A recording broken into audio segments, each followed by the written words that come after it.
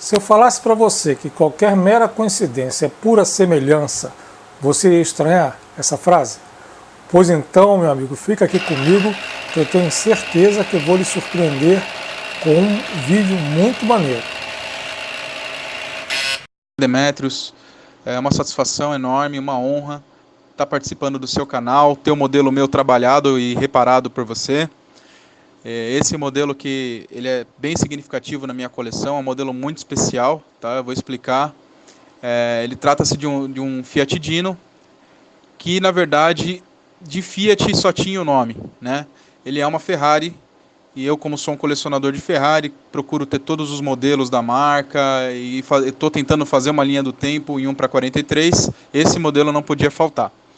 O que ocorre é que é o seguinte, o Sr. Enzo Ferrari sempre teve interesse, a Ferrari foi um veículo desenvolvido para a pista, ele sempre teve interesse em participar, em divulgar a sua marca em todas as possíveis competições da época, na Europa, né, na Itália e em toda a Europa.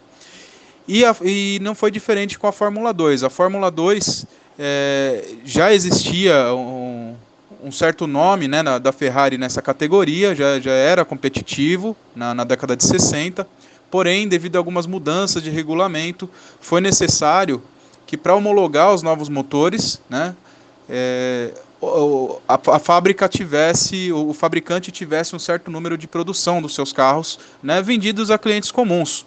Né, eram motores menores, motores de 2 litros, então deveria ter uma certa produção desses veículos para a rua, para que eles pudessem ser homologados na pista. Né? Mais ou menos como acontece hoje com o campeonato de marcas, né? Enfim. O que acontece é que a Ferrari ela sempre foi um carro artesanal, e naquela época mais ainda. Né? Então não era possível eles produzirem em massa nenhum modelo. Né, muito menos um modelo que fugia da característica dos grandes motores V12, né, que eles estavam acostumados a fazer. O motor era um 2.0 V6, tá? Foi projetado pelo Alfredino Ferrari, que é o filho do senhor Enzo Ferrari, né, e por isso batizado de Dino, né, que era o apelido do filho dele. Inclusive faleceu de forma trágica, né, e bem cedo, e aí acabou o veículo sendo uma homenagem a ele. O que acontece é que esse motor já estava pronto e eles não puderam homologar. Então o Sr. Enzo Ferrari fechou um acordo com a fábrica de Turim, que é a Fiat, e produziram lá os carros da marca Fiat com o nome Dino, que na verdade a intenção era realmente lançar uma submarca nova, que fosse feita, projetada pela Ferrari, mas produzida pela Fiat, e acabou saindo isso que vocês estão vendo aí, né? O Fiat Dino. Na verdade, houve um modelo anterior a esse, que o primeiro carro foi um coupé, foi totalmente feito na Fiat, né?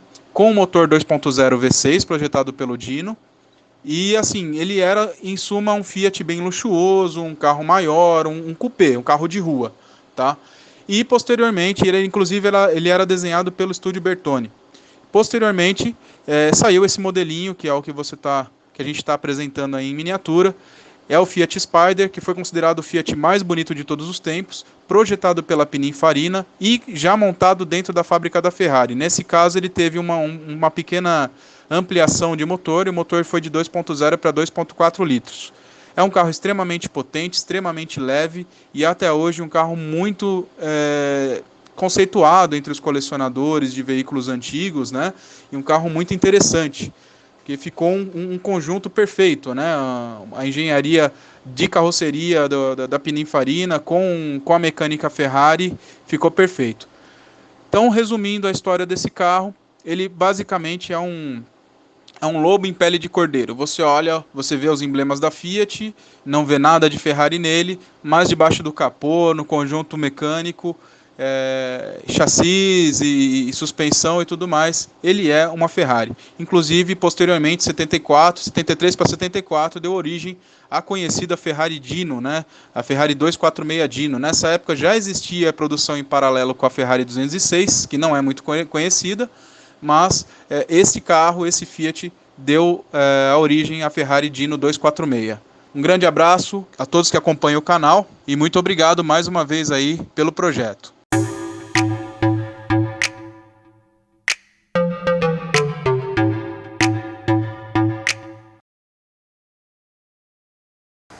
Olha, eu que agradeço, Ricardo, primeiro pela oportunidade de fazer esse trabalho, antes pela confiança, né? Porque eu sei muito bem como é você ter um ciúme louco de uma peça, ainda mais uma peça tão bonita dessa.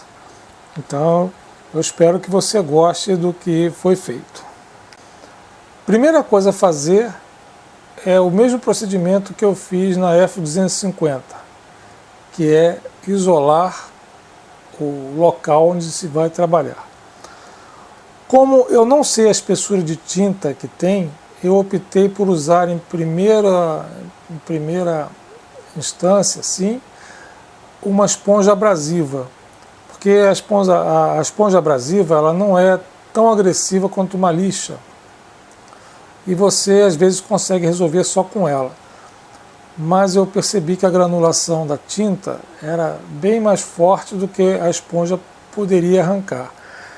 E como eu senti que havia uma espessura boa de tinta no capô, eu optei por uso de uma lixa 2000 e, tirando aquela parte granulada, eu retornei a espuma abrasiva para que eu retirasse os arranhões que a 2000 causou nela. Então, basicamente, para tirar essa primeira raspada de tinta, foi o uso da esponja abrasiva, da lixa 2000 e do retorno novamente da espuma para fazer o acabamento.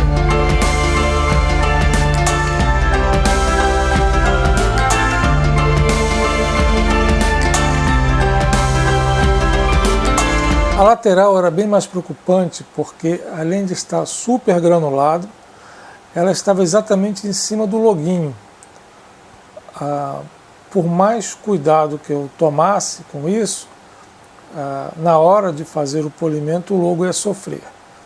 Então, mais adiante eu tive que refazer esse logo. Uma parte dele eu protegi bem, mas uma parte dele eu perdi. Então, essa metade do logo que foi perdida, ela foi refeita.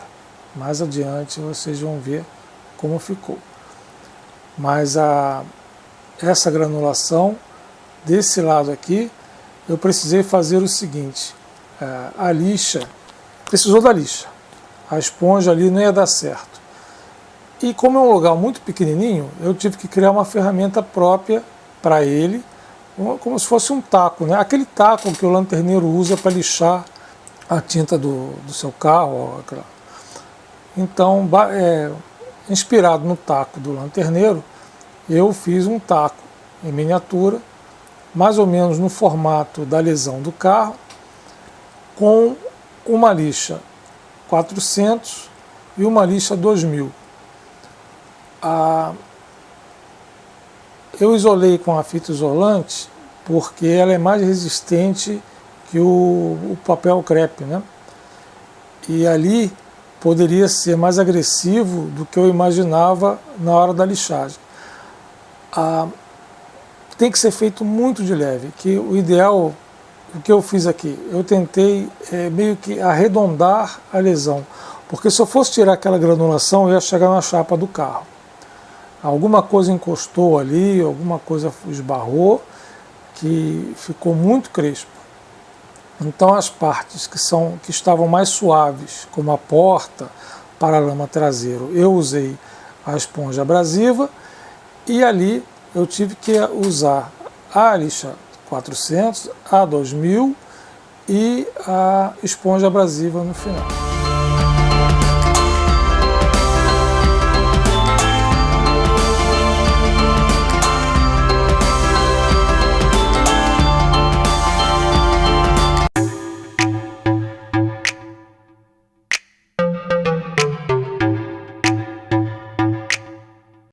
Bom, aqui eu tenho duas pastas de polir número 2. Essa azulada, que é a número 2 extra fina, e a branca, que é a número 2 fina.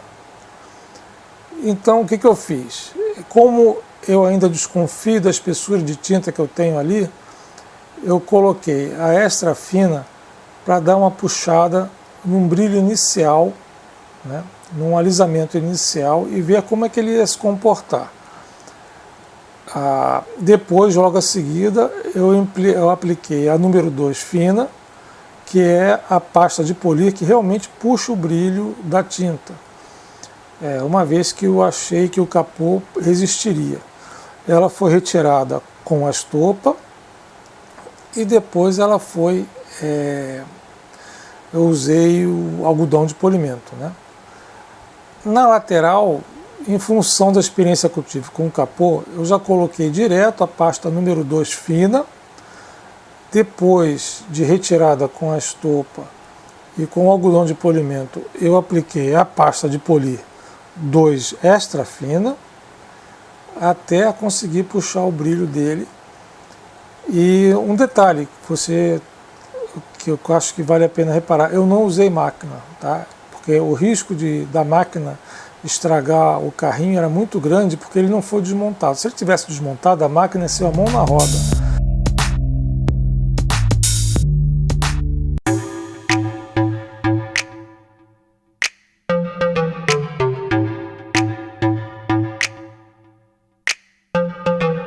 Bom, mesmo sendo feito na mão e com todo o cuidado, eu perdi o logo da frente e perdi os loguinhos da lateral e danifiquei os frisos cromados abaixo da porta.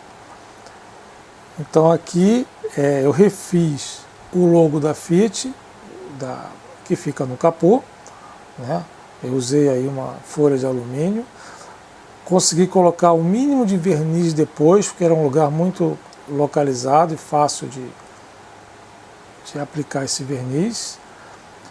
E o mesmo eu fiz para as laterais, dos loguinhos, né, das laterais. E quanto ao friso que eu perdi lá embaixo, eu optei por usar o bari metal. Está vendo como é que o friso ficou? Todo falhado? O bari metal, ele chega muito perto do cromado e ele não ia dar diferença com os para-choques. O para-brisa tinha uma mancha que eu não sei o que era aquilo, não sei se era óleo ou se era alguma mancha da própria tinta, de forma que eu fiz um polimento com um papel e funcionou. Eu consegui retirar aquela mancha, aquilo incomodava, era uma mancha feia, né? E aqui nós vamos para o bari metal. Aqui, nesse caso, o que ocorre é o seguinte: o bari metal não tem uma cola suficientemente forte para aderir em superfícies que é muito fininho. Então aqui eu estou usando um verniz mordente para auxiliar nessa colagem. Então isso vira um adesivo, né, na superfície, que junto com o adesivo que já vem no bari metal, vai formar uma cola suficientemente forte para segurar o alumínio ali. E o resultado final é perfeito, voltou aquele brilho cromado que tinha e terminamos. Basicamente, esse foi um polimento de risco, né, com uma peça que me foi confiada, uma peça lindíssima que a pintura estava matando ela e que no final ela conseguiu unir a beleza dela com a pintura fina, espetacular. Eu gostei muito desse trabalho, eu espero que você tenha gostado também. E você tem uma ideia de como a peça é incrível, até o acabamento abaixo dela é perfeito. Se você gostou dessa restauração, deixa aquela forcinha, né? Dizem que é bom para o canal, que aumenta a visibilidade dele. E obrigado novamente.